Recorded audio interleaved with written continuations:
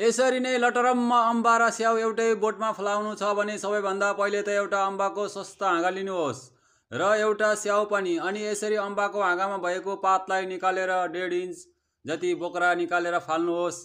अनि यसरी पाकेको स्याउमा त्यस अम्बाको हाँगालाई छिराएर एउटा गमलामा मल र माटो मिलाएर यसरी नै स्याउलाई पुरै माटोले छोपेर त्यसमा पानी हाल्नुहोस् र थोरै कोकाकोला पनि।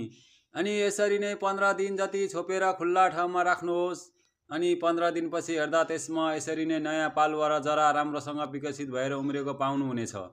अनि त्यस नयाँ प्लान्टलाई निकालेर अर्को गमलामा मल र माटो मिलाई त्यसैमा यसरी पाकेको केरा र अन्डा फोरेर हाल्नुहोस्। अनि त्यो नयाँ बिरुवालाई त्यसै गमलामा प्लान्ट गरी टाइममा पानी पनि राख्नुहोस्। अब 45 दिनपछि हेर्दा तपाईको अम्बाको बोटमा कहिले स्याउ र कहिले अम्बा फलेको पाउनुहुनेछ।